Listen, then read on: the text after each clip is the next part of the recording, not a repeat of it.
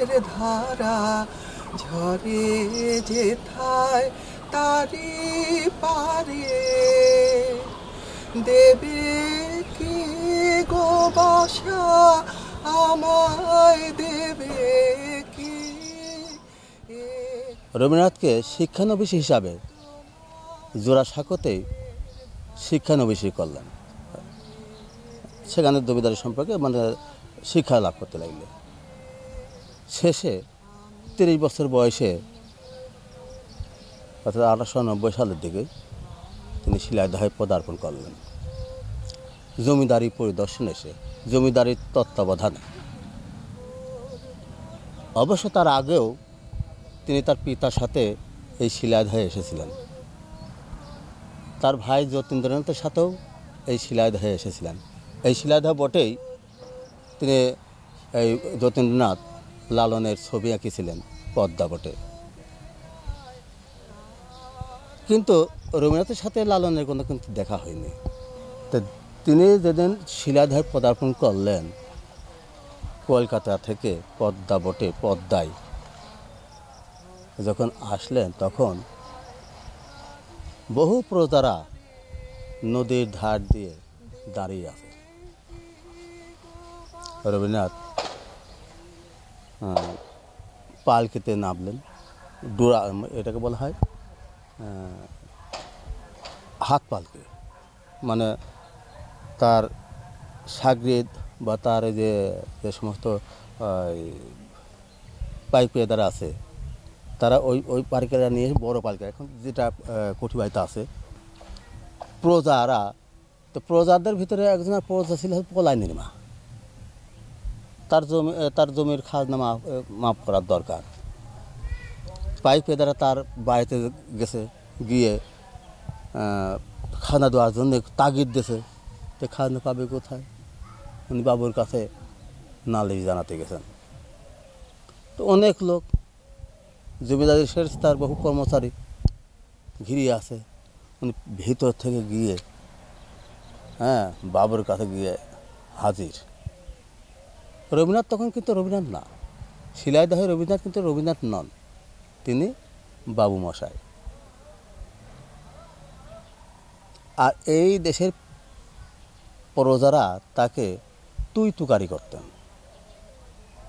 যা বলছে যে বাবু আমার খাজনা মাফ করে দে, তা না হলে আমি জলে ডুব দেব। এই বলে সে জলে ডুবতে যাচ্ছে। রবীন্দ্রনাথ বললেন এই তোরা ধর রে ধর রে ধর। তারপরে অনেকে ধরে নিয়ে আসলে কী হয়েছে তোর? যে নায়েবরা পেয়াদারা আমার বাড়ি গিয়ে খাজনার কথা বলে, আমার মাফ করে দে। তখন খাজনা মাফ করে দিলে এবং তারকে আগামী 3 বছরের খাজনা মাফ করে দিলে আর কি। তো এই যে আসতেছে, উনি পালকি চড়ে আসতেছে এই কুঠিবাড়ির ওই পাশে, কুঠিবাড়ির ওই পাশে ওই রাস্তার সাথে আরেকজন প্রজা মাধু বিশ্বাস নাম, আমারই সম্পর্কে কিন্তু নানা হয়। তো মাধু বাসের ট্র্যাকের থেকে টাকা নিয়ে 2টি টাকা দিয়ে বাবুর হাতে দিচ্ছে। কী রে কী? বাবু মশাই আমার কপালে বালি পড়েছে, মানে ফসল হয় না, তো খাজনা দেশে 2 টাকা দেশ। তো কী হয়েছে? তো তখন তার অভাব অভিযোগতা শুনে তার চরের কিছু জমি তার নামে বরাদ্দ দেয় এই মাধু বিশ্বাসী। তো উনি আসলেন হয়তো কুঠিবাড়িতে এই দরবার শরীফে। এখানে পল্লী উন্নয়নের কাজ করতে লাগলেন। কৃষির যাতে স্বনির্ভরতা বাড়ানো যায়, ফসল যাতে ভালো আধুনিকভাবে চাষাবাদ করা যায়, এই জন্যে তিনি চিন্তা করেছেন তার পুত্র এবং তার জামাতা এবং তার বন্ধু পুত্রকে পাঠিয়েছিলেন আমেরিকার ইলিনয় বিশ্ববিদ্যালয়ে লেখাপড়ার জন্য কৃষি বিষয়ে। তারা ওখান থেকে লেখাপড়া করে আসি এখানে এসে হাতে কলমে কাজ শিখবে। রেশমের কীট মানে গুটি পোকা যে চাষ করলে তাতে দেখা গেল যে আয়ের চেয়ে ব্যয়ের পরিমাণটা বেশি হয়। যখন এটা সাফল্য লাভ করতে পারলেন না। তিনি কোনো ক্ষেত্রেই সাফল্য লাভ করতে পারলেন না, কারণ এখানে ইংরেজরা যে আখ মারাই কল স্থাপন করল, আখ মারাই কল বিক্রি করতে লাগলো। উনিও চেষ্টা করলেন যে আমিও এটা করবো। কী করলেন? রেনউইক অ্যান্ড যজ্ঞেশ্বর যে কোম্পানি আছে, যজ্ঞেশ্বর কোম্পানি, তো এখানে ওই আখ মারাই কল তৈরি হতে লাগলো। হ্যাঁ, এটা চাষিদের ভিতরে দেওয়ার জন্য, মানে কম দামে মূল্য দেওয়ার জন্য। ওই কুষ্টিয়াতে টেগর লজ আছে, ওখানে ভুসি মালের আড়তও করলেন, ওখানে ব্যবসা করতে লাগলেন, কিন্তু ব্যবসায় কিন্তু উনি ব্যর্থ হলেন। হ্যাঁ, প্রজাদের আরেকটা ব্যাপার, সেটা হচ্ছে এই তাদের স্বাস্থ্যের উন্নতি। এখানে জরাজীর্ণ ম্যালেরিয়াপূর্ণ এই গ্রাম একটা দাতব্য চিকিৎসালয় স্থাপন করলেন, মহর্ষি দাতব্য, তার পিতার নামে, মহর্ষি দেবেন্দ্রনাথ মহর্ষি দাতব্য চিকিৎসালয়। তো এখানে প্রজাদের কাছ থেকে টাকা নেওয়া হতো, আর জমিদারি থেকে টাকা নেওয়া হতো। ওই খাজনা থেকে কিছু নেওয়া হয়তো হয়তো চিকিৎসার জন্যে।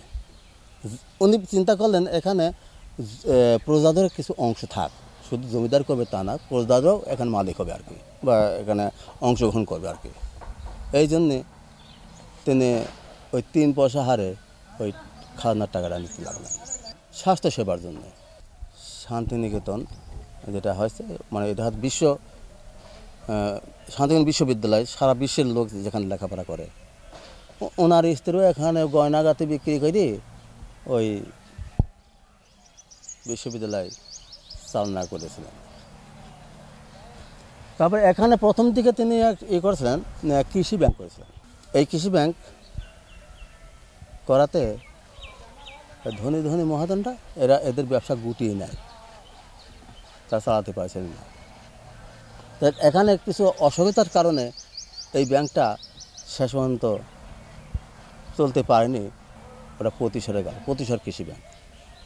ওই কৃষি ব্যাংক কিছু চালানোর পরে ওটাও একদম ভঙ্গুর অবস্থা। এমন সময় নোবেল প্রাইজ পাইল। নোবেল প্রাইজ পাওয়ার পরে তারপরে এটা স্বয়ং সম্পূর্ণ আসলো, ওটা হচ্ছে ওই শান্তিনিকেতনে ওটা জমা হয় ওই নামে। হ্যাঁ,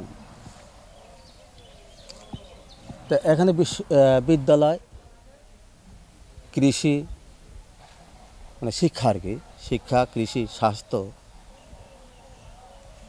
এই শিলাদা কেন্দ্রিক যে তার কার্যক্রম, পল্লী উন্নয়ন কার্যক্রম, এটাকে গুটি নিয়ে ওরা শান্তি থেকে নিয়ে যাওয়া হয়। জন্মের প্রথম শুভ হে নূতন দেখা দিকারবার, জন্মের প্রথম শুভ তোমার প্রকাশ।